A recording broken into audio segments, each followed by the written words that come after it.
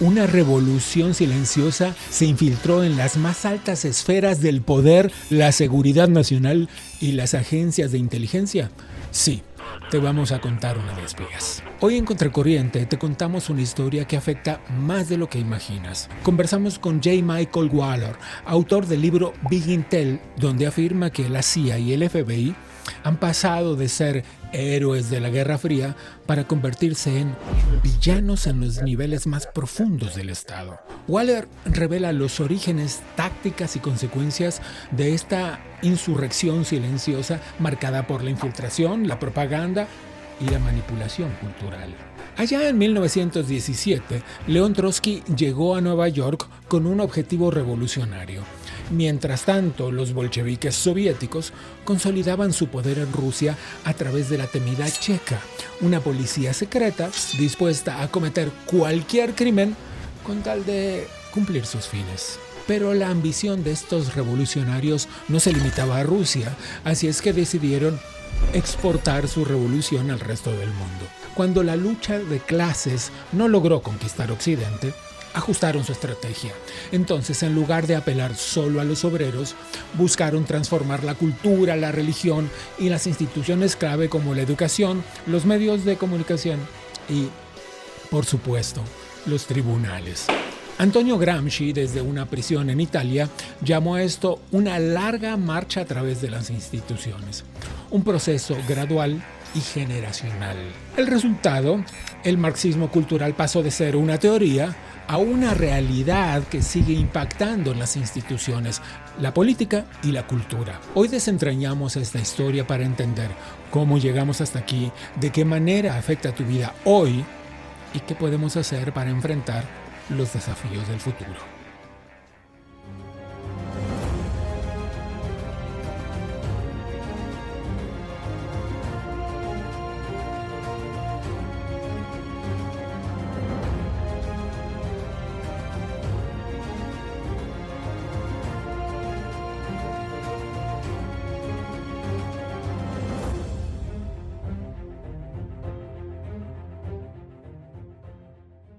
Bienvenidos a Contracorriente, el programa que produce el Adam Smith Center for Economic Freedom dentro de la Florida International University. Hoy vamos a hablar de un tema francamente sorprendente. Nuestro primer invitado, el invitado principal del programa, es J. Michael Waller, quien escribió este libro que se llama Big Intel. Y claro, cuando uno piensa en los aparatos de inteligencia de Estados Unidos en particular, pero de los grandes países del mundo en general, piensa en sistemas infalibles. Pero el subtítulo, la bajada de este libro, lo que dice aquí es lo escalofriante.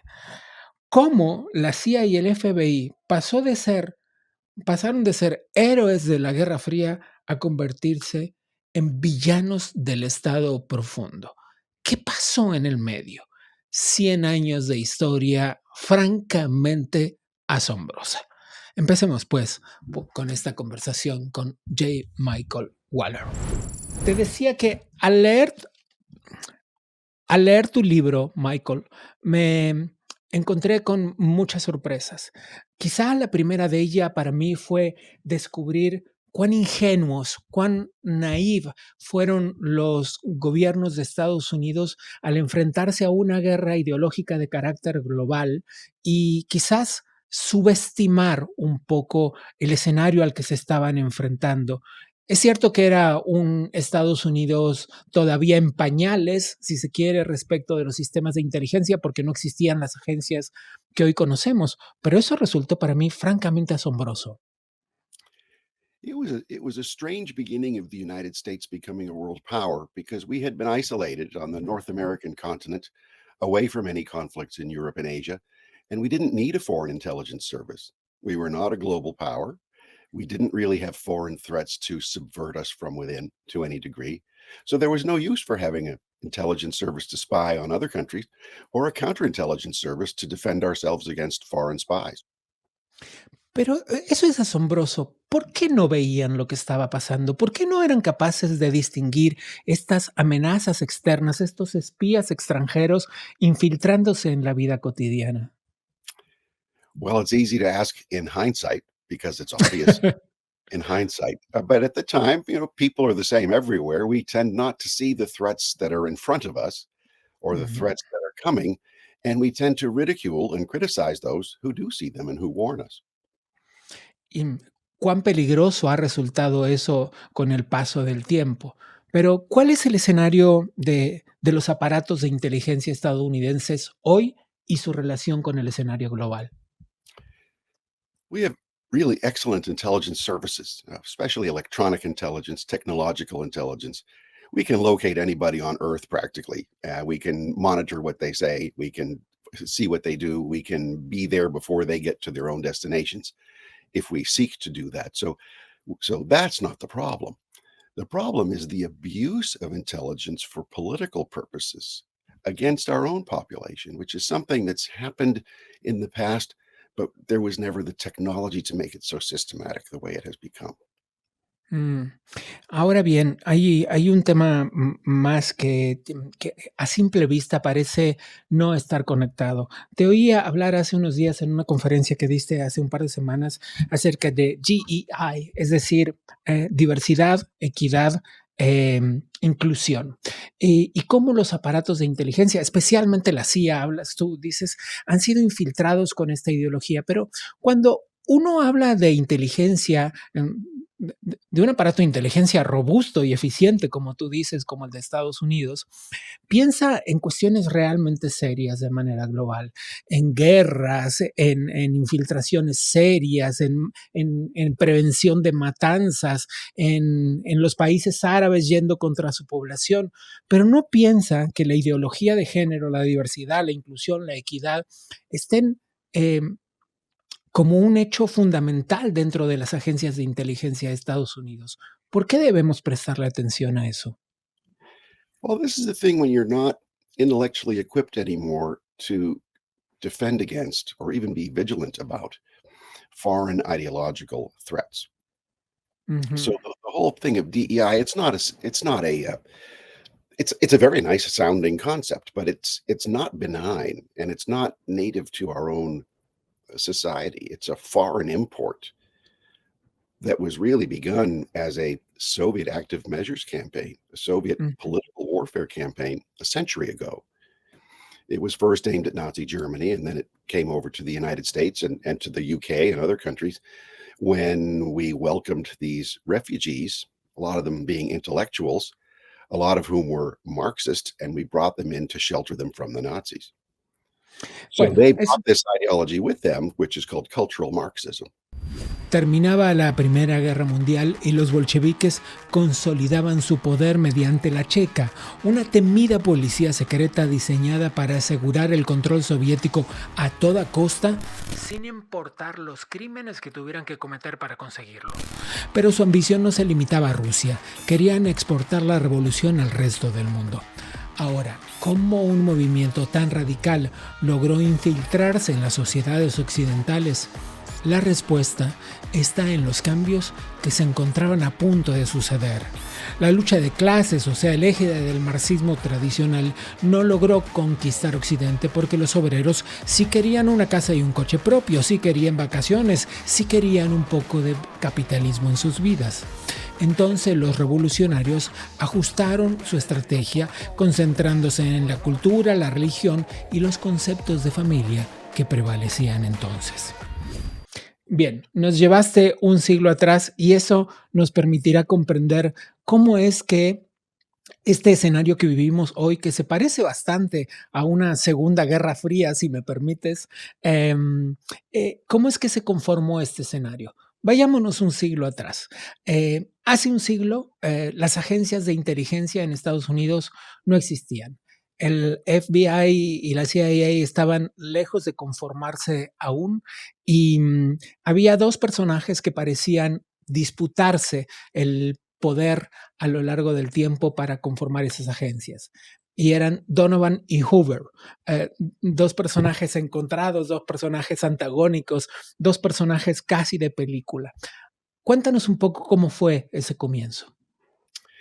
Well, it began in the early 20th century when there was a wave of um, crackdowns in Europe where the ideological revolutions were taking place. Communists, other kinds of Marxists, anarchists, radical socialists, Democrats, all kinds of different revolutionary movements going on against the monarchies of Europe, and so many of those people came to the United States to seek refuge in the big wave of immigration, like they came to parts much of Latin America as well. But that many of them brought with them their extremist ideologies, so they didn't arrive to become citizens of their new countries.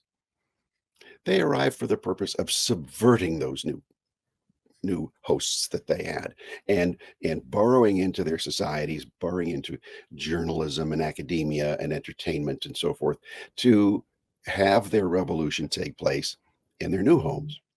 And that's what happened in the United States. So we had a wave of political assassinations, terrorist bombings, mostly anarchist ones. The Bolshevik Revolution had not yet occurred in Russia, but there was still a lot of Marxist extremism going on in the United States.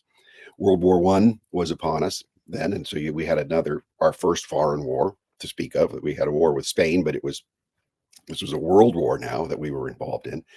And with that came the subversion of our institutions. So we had no apparatus to defend against this, except one very small office in the Justice Department, run by a 25-year-old lawyer named John Edgar Hoover. And it was his job to fight these people. Em, es correcto, pero parecía un trabajo demasiado grande para ese muchacho, ¿no crees? Oh, very much so. We didn't have any national eyes and ears. It was all state and local police. Everything was local. So he had to work with the police departments all around the country. And of course, you didn't have much. You had primitive telephones, you had telegraph, and that was really the only means of communication, and then handwritten paper files. So what Hoover was able to do through these police forces is to compile lists of foreign nationals, so they were not American citizens.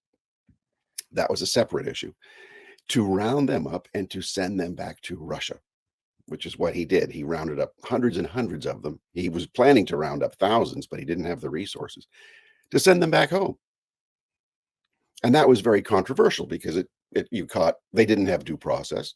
They didn't have, there were innocent people that were caught up in it. A lot of the bad guys got away. But that was our first immersion as a country into rounding up real subversive elements and sending them back, people who were making war on our society. But we didn't even have the laws to do this then. So Hoover was operating with a tiny budget and very few legal tools at his disposal. Acabas de decir algo súper importante respecto de que no existía el marco legal para eso, para defender a los Estados Unidos de los ataques ideológicos y de los espías, ¿no? Si ese marco legal hubiera existido en ese momento, León Trotsky no hubiera tenido cabida en el escenario político y no se hubieran desencadenado los hechos como sucedieron. Hablemos un poco de ese momento, de ese joven León Trotsky llegando a Estados Unidos, a Nueva York, instalándose y arengando a la gente y luego acabar sus días en México. Right. Imagine this. This was right before the Bolshevik Revolution. So the Tsar was still in power. Leon Trotsky, one of the Bolsheviks, was in New York. He was organizing immigrant communities to become communist and to stage a communist revolution in the United States. And at the same time, he was agitating to keep the United States out of the war in Europe because the Germans were fighting the Russians. He wanted that to take place because he wanted to see the destruction of the Imperial Russian army. If the United States intervened to help the British and the French and the Belgians, uh, that would have strengthened the Tsarist government of Russia. So he didn't want that. Imagine if we had had the laws about foreign subversion here, we could have arrested Leon Trotsky. We could have got him as a foreign agent and as an agitator to overthrow our constitution, which is a crime. And then we could have kept him in prison. Now, imagine a few months later, Trotsky and his group overthrew the revolutionary government in Russia, and Trotsky became the founder and head of the Red Army. So there might have been no Red Army, had somebody like Hoover had the law, had the tools at his disposal to arrest this man and throw him in prison. Ahora sí, avancemos un poco, Michael, en el tiempo para comprender cómo fue conformándose este marxismo cultural del que tú hablas.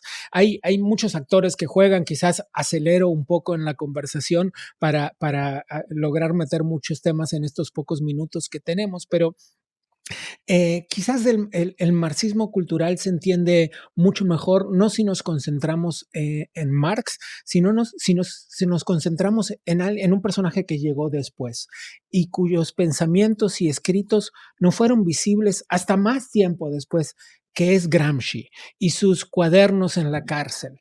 Em, para comprender el marxismo cultural tenemos que comprender el momento en el que Gramsci fue apresado y desde la cárcel escribió estos cuadernos que vieron la luz muchos años después, incluso inconclusos. Well, Antonio Gramsci was a brilliant, brilliant communist. He supported the Bolsheviks. He supported Stalin first. He realized Stalin was building a personal dictatorship that wasn't as idealistic as the Marxist-Leninist theory. And so he, from Italy, developed a theory of his own. Bolshevism, violent revolution, would not succeed in the Western democracies or in the countries that were starting to become democratic. There was too much hope for the workers. There was too much hope for social progress that you didn't have a demoralized population. So Gramsci developed an idea to to infiltrate softly the way Karl Marx had recommended in 1843, 5 years before he wrote the Communist Manifesto.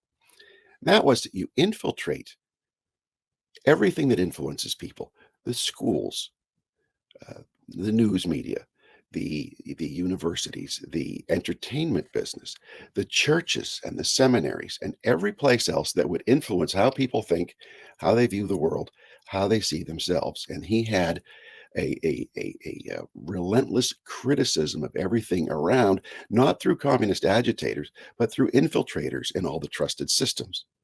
So this is called Gramsciism, named after him. Now, Mussolini later threw Gramsci in prison, but allowed Gramsci to write what were called his prison notebooks, where he laid out this theory.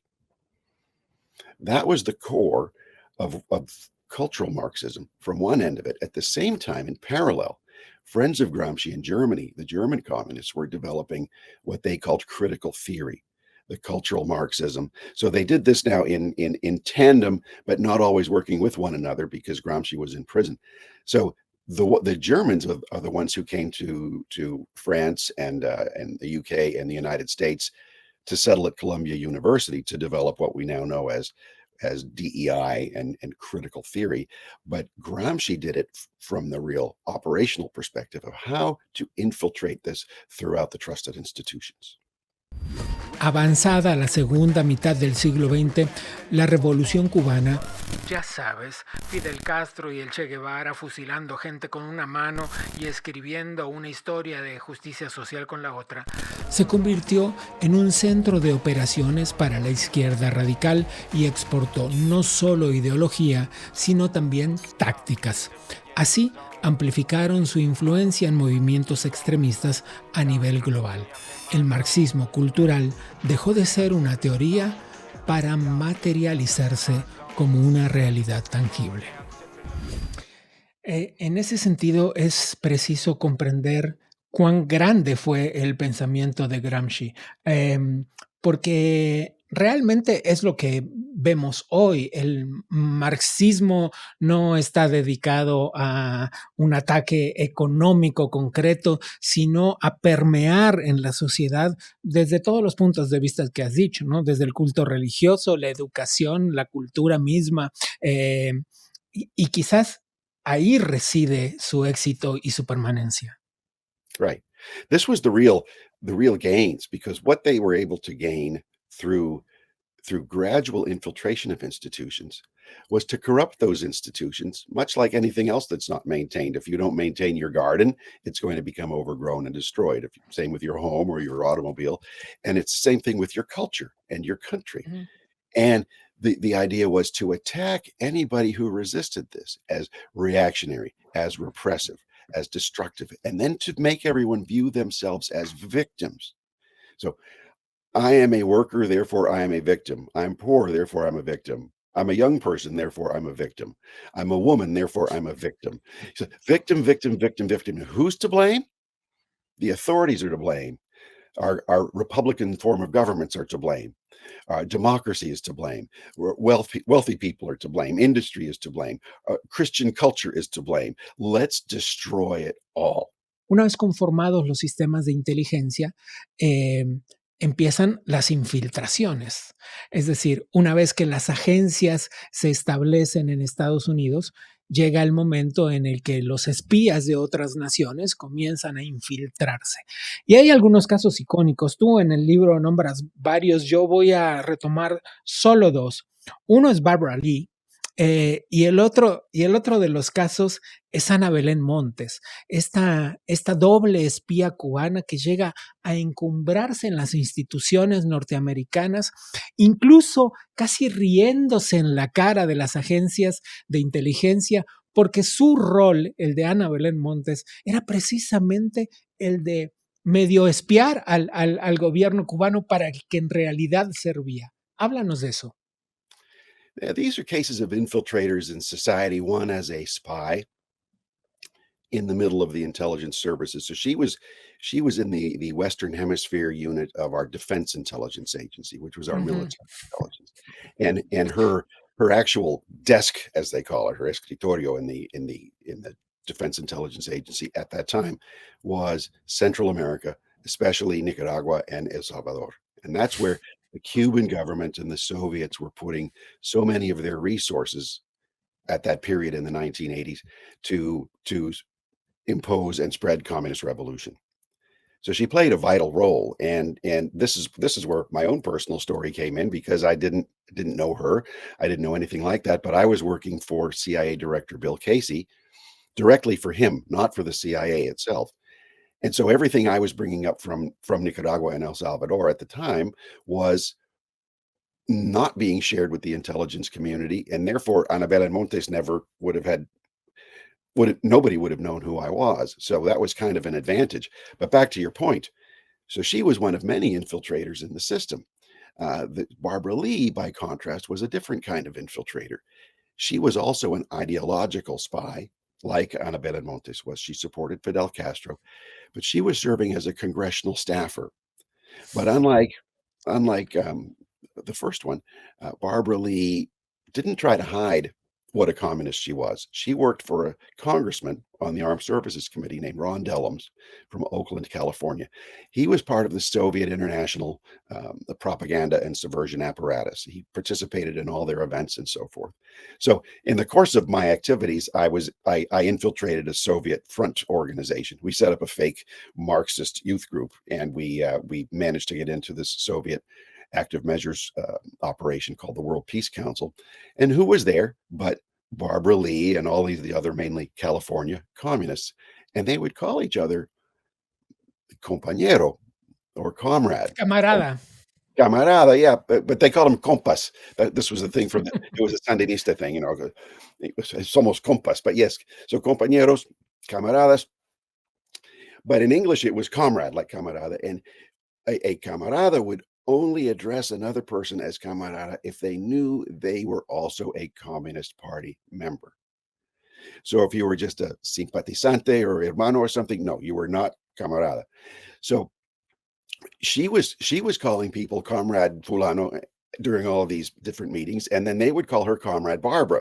So that's how I knew, okay, she's a Soviet agent working for the United States Congress. She later became an elected member of the United States Congress from Oakland, California, and she ran for the U.S. Senate seat that Adam Schiff just won. She ran against him in the Democrat primary. So you have these people infiltrated throughout not just our system, but systems all around the world. Necesito preguntarte muchas cosas y se nos acaba un poco el tiempo, pero quiero concentrarme en dos o tres puntos antes de avanzar. Uno de ellos es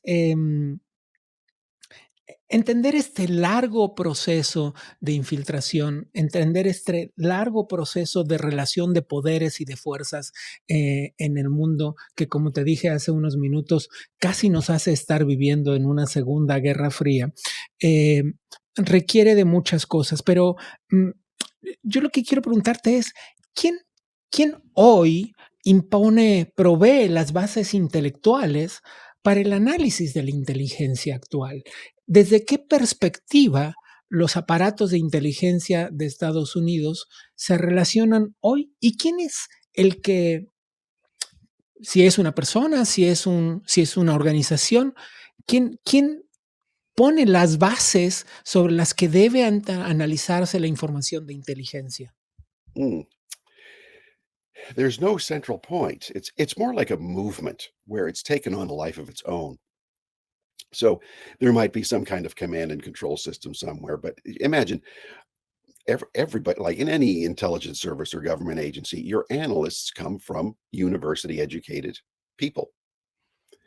If you can take over the universities as Gramsci had laid out, think of what you can do over a century. So let's just talk about the Western Hemisphere, for example. There is not a single Latin American studies department at any university in the United States that is not Marxist.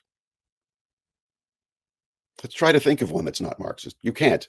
I had been a Latin American studies major and back in the early '80s, and when I came back from working with the Resistencia Nicaragüense and with the Salvadoran army, I had no future in the career because I was not of that ideology. So that had been taken over by the 1970s, the study of Western Hemisphere, to destroy the image of anything since Cristobal Colon. Everything else was bad. So it was all, indigenous stuff, and it was all twisted in a Marxist kind of way. And everyone in Latin America is oppressed, and it's all because of the Yankees and all of this other stuff. So imagine them going into the intelligence services and becoming the analysts. They examine the intelligence that's collected, they analyze it, and then they pass that on to the presidents and to other people in the government to help them make their decisions. So this will color things over a long time, where it's no longer a Marxist propaganda; it's a CIA analytical product. How could that be Claro. a toxic thing for the United States? So then it becomes trusted and becomes normal, and it perpetuates itself. So I use Western Hemisphere as just an example, but it's this way for the way we look at much of the world. So you see now that we're blaming ourselves for the world's problems, and sure enough, the United States has you know caused or been a cause of a lot of problems around the world. But it's as if we're an inherently evil system where we don't believe in ourselves. We don't believe in our ideals anymore. We don't believe in the free market anymore. We believe in promoting socialism, and we believe in now promoting anybody but people of a European background to positions of influence and power, because all of that stuff is evil and it must be stomped out. So once you have a country that whose intelligence services designed to protect that constitutional government stop believing in that constitutional government, you're doomed. So back to your point, it's the universities as a movement now, but it's also different think tanks at different foundations. If you go to, say, the Carnegie Endowment for International Peace, where our CIA director, he headed that right before President Biden appointed him to the CIA, they still have a picture on the wall of Alger Hiss. Now, Alger Hiss was a State Department official who later left to become head of the Carnegie Endowment for International Peace, but he was a Soviet spy. And to this day, places like the Carnegie Endowment say, oh no, Alger Hiss was just a victim of McCarthyism. He was never proven guilty in court. No, he was a Soviet spy. So you still have to this day, our CIA director comes from an institution where being a Soviet spy is okay. El mundo ha cambiado, sí, pero ¿lo ha hecho en la dirección en la que debía? Una nueva era en los aparatos de inteligencia comienza y junto con ella, sin duda, un reacomodo de la política global. Una política global muy distinta de la que este hombre, siendo muy joven, conoció y con la que comenzó a relacionarse con las agencias norteamericanas. Por último, déjame llevarte hacia un dato de color un poco pintoresco. Muy al comienzo del libro tú cuentas cómo antes de involucrarte como un miembro activo de la inteligencia de Estados Unidos, apenas hacías tus primeros pasos interesándote en el tema y suceden algunas escenas casi cinematográficas, cuando el jefe de una agencia te citaba en una iglesia, en la iglesia de San Matthews en Washington, D.C., eh, y tú eras casi un niño, un muchacho de 20. ¿Cuántos años tenías? 21 años. 21 años, asomándote al mundo del espionaje y la inteligencia. Cuéntanos esa escena, pero cuéntanos además cómo te sentías. ¿Qué sentías en ese momento? Oh, it was quite a time. It was surreal, but as you're a college student, and it's weird, but it's really neat. It started out when I was in high school. I was involved in the environmental movement and the anti-nuclear movement because I love nature and I love fishing, and so I fought against building a nuclear power plant in our state, and then I realized these people are manipulating me because they're communists and they want something different. And indeed, they said, "You stupid kid, we're fighting to overthrow American capitalism." And I thought, you bastards, I'm gonna fight you for the rest of my life. So that's how I got into this. So it was a great way to get involved, to understand what it is to be duped, to understand how subversion works, how they take a really noble cause and twist it for an evil cause.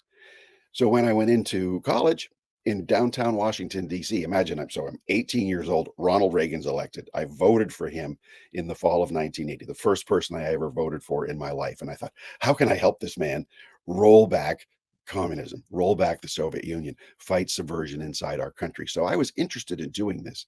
I got into student journalism, and because I was at the leadership level of two youth organizations that were supporting Reagan to roll back communism, the White House reached out. I became, just as a college student, the college student liaison for Reagan's White House. So that's how I got into this movement. I met someone from Soldier Fortune magazine, the mercenary magazine, who had come back from Afghanistan in 1983 with the Ahmad Shah Massoud's forces fighting the Soviet occupation army. And he said, "You want to come?" I said, "Yeah, that's great." So I was all excited to go. I told this lady at the White House that I was going to do this. She said, "Don't go to Afghanistan with Soldier Fortune. You speak a little bit of Spanish. Come down to Central America, tell the story." So I went down and I told the story. And unknown to me at the time, I was working for CIA Director Bill Casey, collecting intelligence about Soviet military equipment and communist networks in Central America.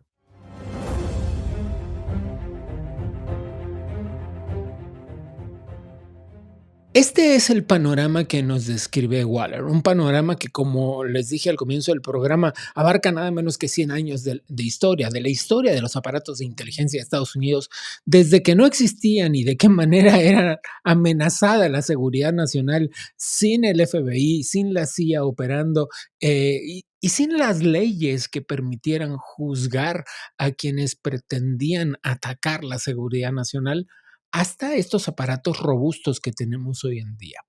Pero se abre una nueva era. La llegada de Donald Trump al poder, sin duda, en esta segunda vez será muy distinta de la anterior. Y muy distinta también porque no solo es ahora alguien que conoce los vericuetos, los laberintos de Washington, también ha desarrollado una forma distinta de ver la inteligencia en particular, pero las relaciones geopolíticas en general.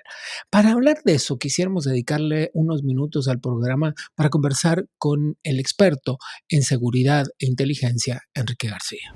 Estimado Enrique, gracias por tomar la conversación, como siempre. Como siempre, agradecido de ti. Es un placer, Gabriel. ¿Qué se puede inferir de cómo serán, cómo se desempeñarán los aparatos de inteligencia en el segundo mandato de Donald Trump? Las agencias más conocidas, las más famosas, las más populares gracias al cine seguramente son el FBI y CIA, pero ¿qué se puede inferir de cómo será su desempeño? Bueno, yo por los antecedentes de los nominados, tanto en el caso del Buró Federal de Investigaciones como en el caso de la CIA, pienso que son personas con una capacidad profesional demostrada, respaldado por muchas otras personas que tienen conocimiento de cómo funciona la comunidad de inteligencia de los Estados Unidos. tomando experiencias incluso de la pasada administración del presidente Trump, hay que decirlo, debo decir, por ejemplo, que supe por personas relacionadas directamente, por ejemplo, con la CIA, donde Mike Pompeo fue durante 2 años director de dicha agencia. Tuvieron una magnífica opinión sobre el trabajo de Pompeo en aquella época y fue un designado de Trump en la CIA. Ahora, por lo tanto, es esperarse que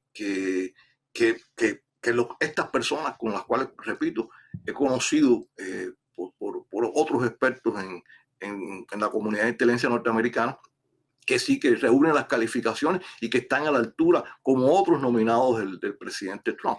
¿Se espera un cambio de estrategia independientemente de la capacidad profesional de quienes vayan a llevar a cabo esa estrategia? ¿Se espera un cambio en el accionar de los aparatos de inteligencia respecto de el primer mandato, la primera presidencia de Donald Trump? No, ahí solo la diferencia está desde 2 ángulos, ¿no? Aparte de las funciones específicas, la intención que ha expresado el presidente Trump, no solo para la comunidad de inteligencia, sino para todas las agencias del gobierno, y como lo explicaba en estos días, el ya confirmado y en su cargo el secretario de Estado, el ex senador Marco Rubio, de eliminar burocracia, de hacer más ágiles las decisiones, de hacer más eficiente al gobierno. Esa es una parte que se ajusta no solo a la comunidad, a todos los demás departamentos o la estructura del gobierno, sino también a la comunidad de inteligencia.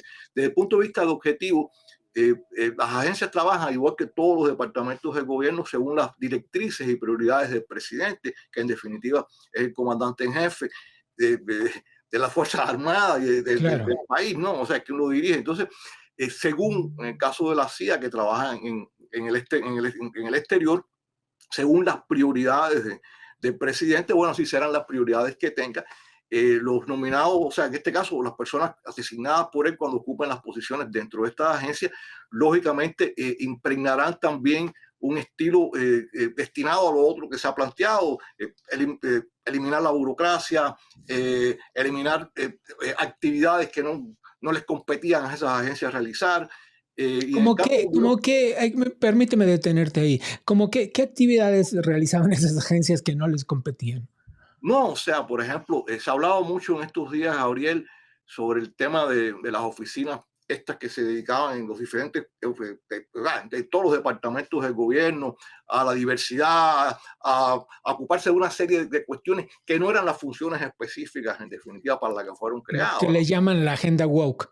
Exactamente. Entonces, si vemos otra cosa también, o sea, y no es que nos cuestionemos la diversidad, sino que el gobierno no está para hacer eso. Entonces, es como el otro día, es como las Fuerzas Armadas están para combatir, o sea, para defender a los Estados Unidos, eso lo decía el presidente Trump. O sea, no para estar dedicando millones de dólares a actividades que no le corresponden. La última, porque se nos fue el tiempo volando, pero ¿ves un cambio de estrategia en un mundo en guerra, con una guerra persistente entre Rusia y Ucrania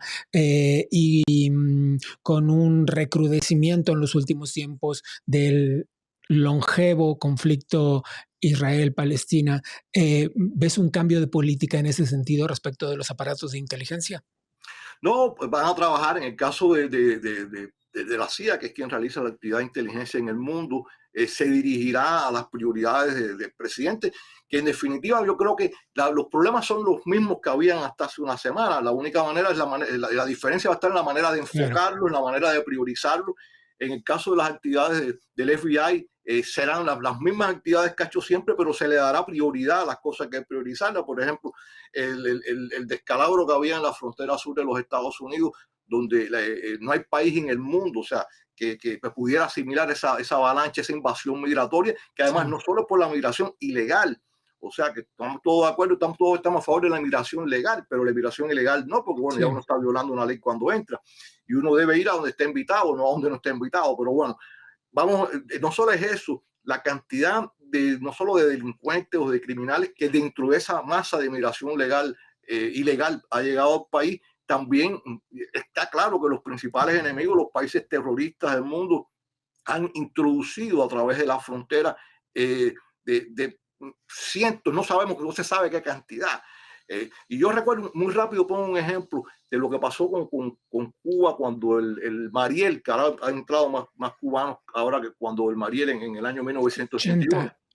Castro vació las cárceles y manicomios para dentro de esa masa de cubanos que salieron, que la mayoría eran personas decentes y trabajadores, pero bueno, cuando tú metes dentro de esa masa de 130,000 personas, metes 5, 6 mil delincuentes, enfermos mentales, estás haciéndole eso casi era una agresión, un acto de guerra a los Estados No, y no Unidos. solo eso, también significó como un tremendo efecto colateral la estigmatización de los migrantes, ¿no? Exactamente, porque estigmatizaron a toda la migración.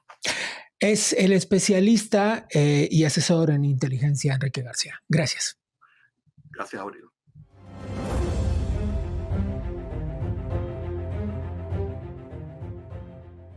Es impresionante descubrir cómo, como les dije al principio del programa, cuando uno habla de los aparatos de inteligencia, piensa en cosas realmente complejas. Y lo son en realidad, pero a veces se ven contaminadas con asuntos que parecerían no tener que ver con la inteligencia internacional, como equidad, igualdad, ideología de género. Es raro, ¿no? Yo me sorprendí mucho a lo largo de la lectura del libro primero y de las entrevistas después. Y ojalá que esto haya sido igual de interesante para ustedes. Dejamos el tema por hoy para internarnos en lo que está pasando puertas adentro del Adam Smith Center for Economic Freedom.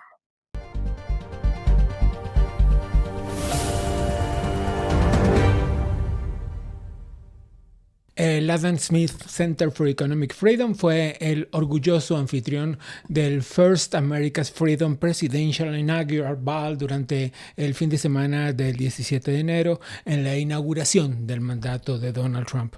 Fue una noche increíble donde se celebró la democracia y la libertad, con invitados distinguidos como el presidente de Paraguay, Santiago Peña, y el expresidente interino de Venezuela, Juan Guaidó, y muchos otros que fueron recibidos por Carlos Díaz Rosillo, el director fundador del Adam Smith Center. But I do want to say a few words. First of all, to thank you for being here with us.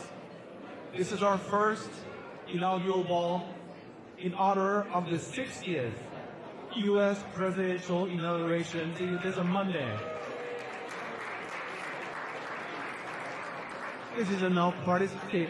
It is a 60 and it will take place on Monday and we're very excited. I want to give a lot of thank yous. Es sin duda un momento importante al acompañar a los líderes que representan la fuerza de la democracia y la libertad en el hemisferio. Comienza una nueva era en la administración de Estados Unidos con Donald Trump como presidente, J.D. Vance como vicepresidente y desde luego una persona que por su origen familiar latino genera muchas expectativas es el secretario de Estado, Marco Rubio. El próximo 5 de febrero no te puedes perder el lanzamiento del Latin America Country Risk Index and Analysis.